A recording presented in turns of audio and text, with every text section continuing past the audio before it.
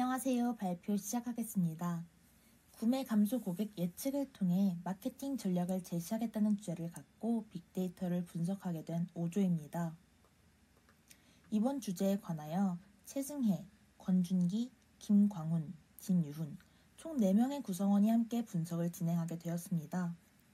모든 구성원이 EDA 및 데이터 분석에 함께 참여했으며 최승혜는 그 외에 총괄 및 프레젠테이션을 준비했고 권준기는 데이터 전처리와 데이터 정제 및 생성, 김광우는 리서치와 평가지표 개발 및 성능 개선, 그리고 진유훈은 머신러닝과 시각화를 주로 작업했습니다.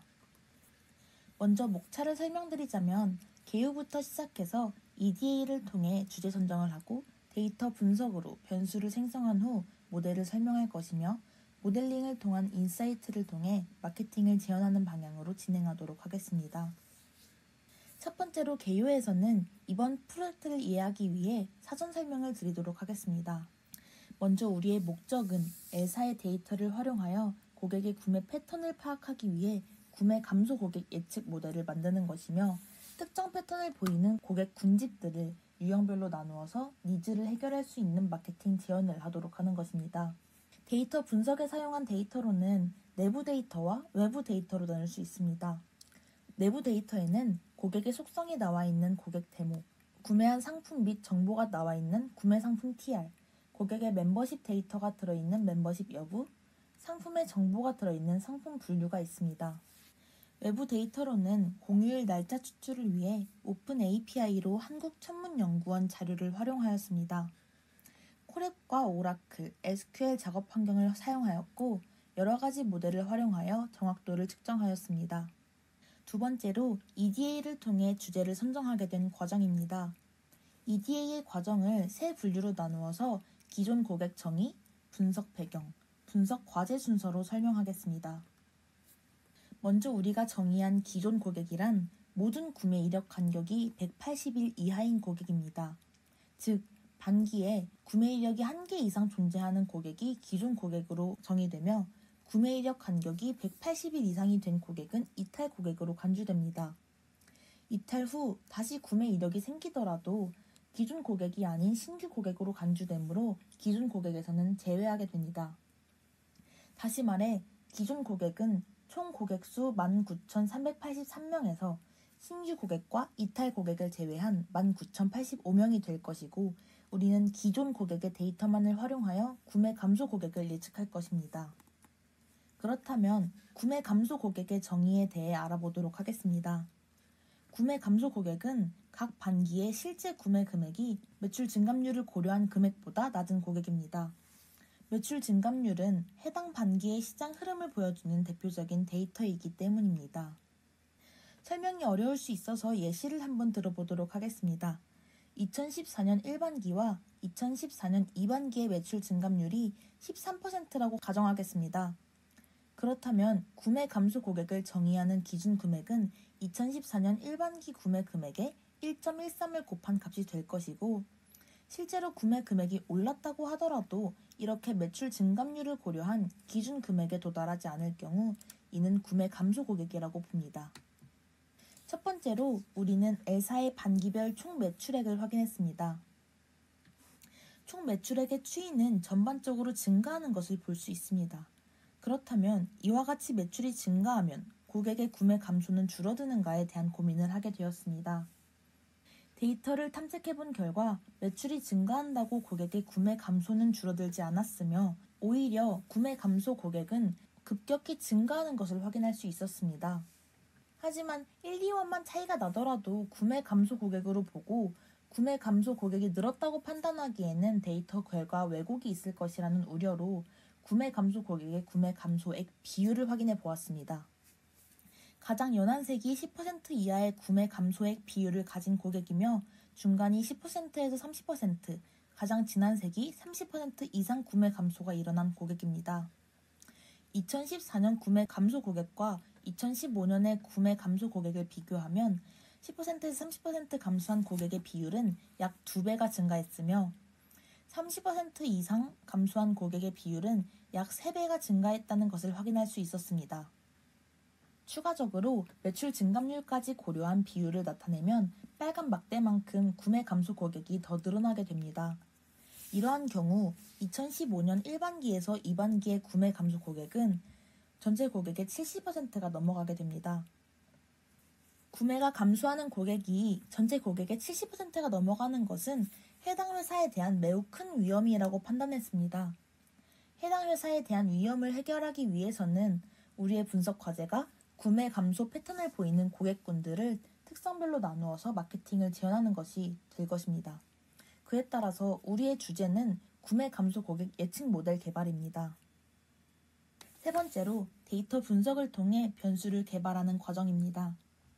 우리는 갖고 있는 데이터를 가지고 고객이 어떤 패턴을 보일 때 구매가 감소하는지 볼 수 있어야 하기 때문에 고객 중심의 데이터로 가공 및 통합했습니다. 주제가 고객의 구매 감소를 예측하는 것이기 때문에 종속 변수는 구매 감소 고객을 나타내주는 1과 0으로 이루어져 있습니다.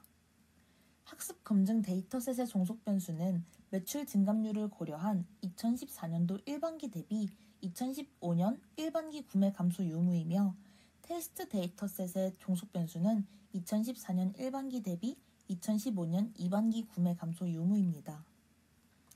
학습 검증 데이터셋의 독립 변수에는 2014년도 두 반기를 사용하였으며 테스트 데이터셋의 독립 변수에는 2014년도 1반기부터 2015년도 1반기까지 총 3반기의 데이터를 사용했습니다.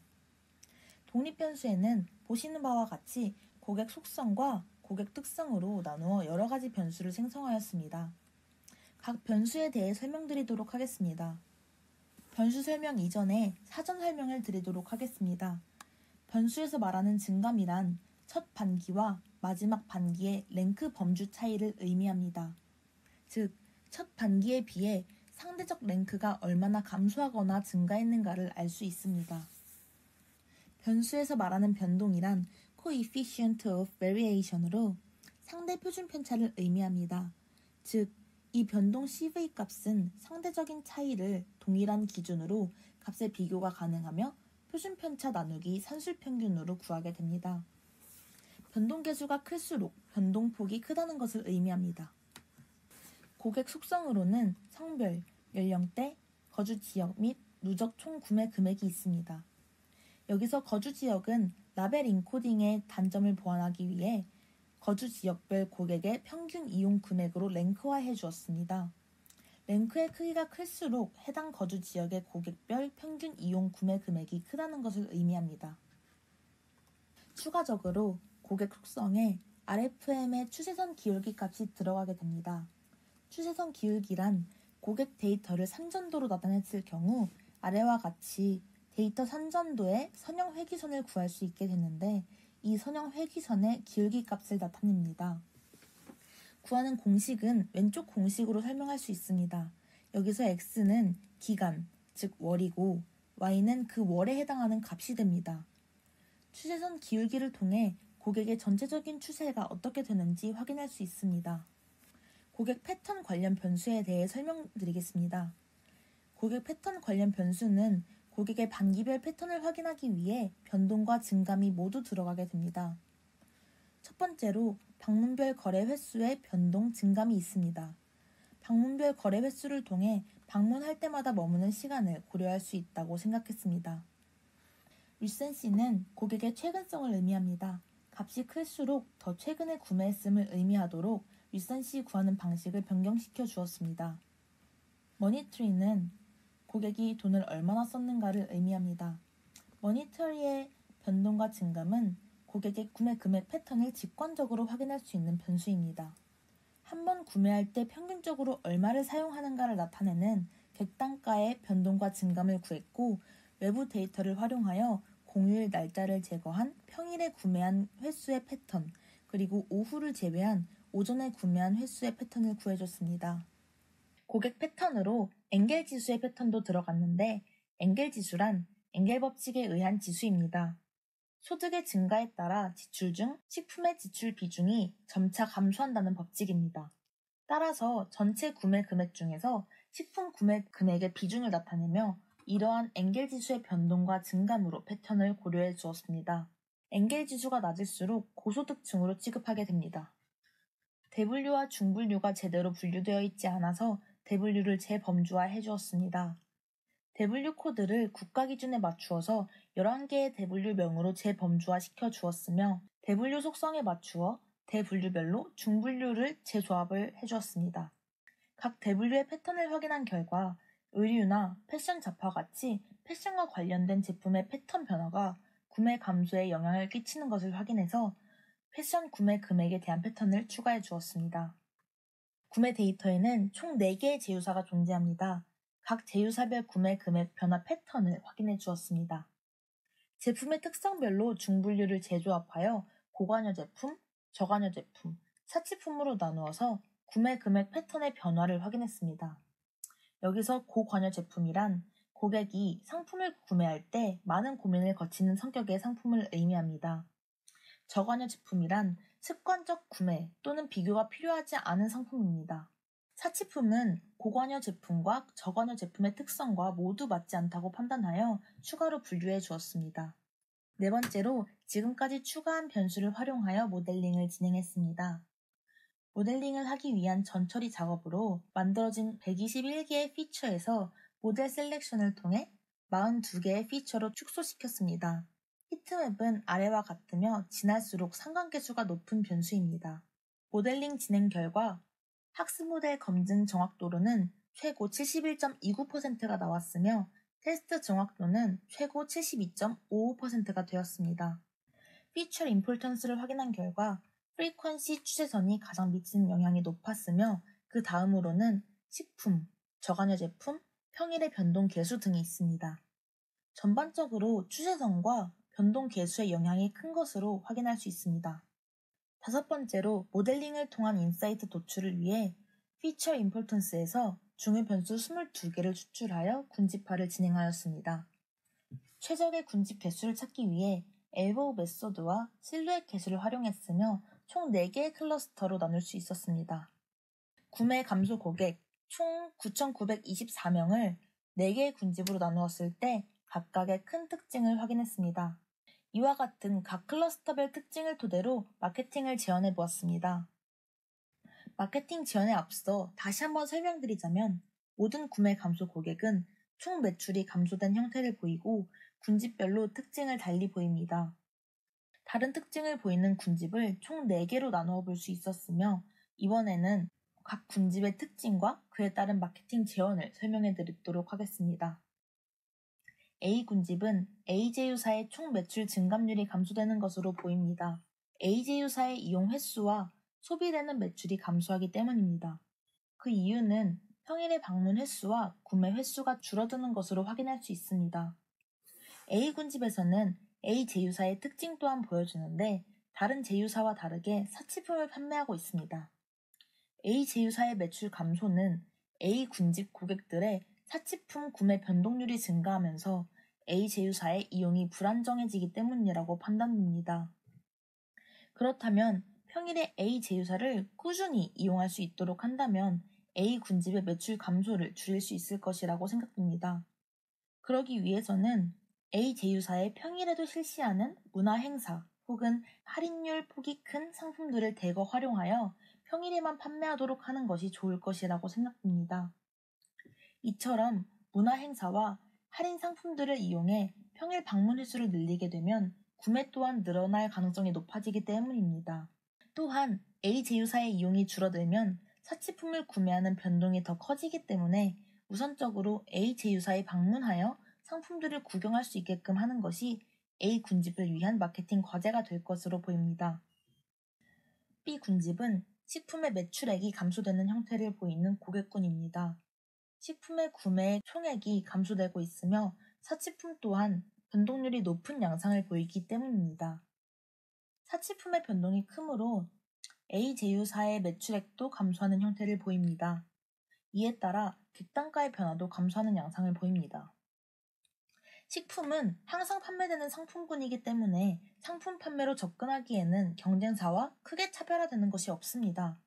따라서 PB 상품들을 개발하여 식품 판매율을 높이는 것도 하나의 방법이라고 생각되며 고객군들이 A제휴사의 매출 변화와 사치품의 변동을 보이기 때문에 오히려 외국 식재료 또는 외국 식품 판매를 목적으로 마케팅하는 것도 하나의 방법이라고 생각됩니다. C군집은 A제휴사 매출 변동은 적지만 평일 방문 횟수가 감소하고 최근 들어 방문 추세가 줄어드는 고객군들로 이루어져 있습니다. A제휴사의 변동은 낮은 편이라 안정적인 방문을 이루고 있는 반면 평일 방문과 최근 방문 추세가 감소된다는 것은 평일에 해당 고객군을 만족시키지 못하는 마케팅을 진행 중인 것으로 판단됩니다. 그러므로 평일 방문 횟수를 늘림에 따라 전체적인 방문 추세를 증가시키려면 주말에만 열리는 행사를 평일까지 연장시키거나 A군집의 마케팅과 같이 평일 방문객들이 많이 구매하는 상품으로 할인 또는 이벤트를 진행하면 좋을 것이라고 생각됩니다. 또는 최근 트렌드를 반영한 광고를 하거나 트렌드를 반영한 상품 판매를 해야 할 것이라고 생각됩니다. D군집은 오전에 구매하는 횟수가 줄고 식품의 매출 변동이 커진 고객들로 이루어져 있습니다. 식품의 매출 변동이 커졌다는 의미는 다른 경쟁사를 이용했다고 가정할 수 있습니다. 식품의 경우 가전제품 같은 상품과는 달리 주기적으로 구매하는 상품이기 때문입니다.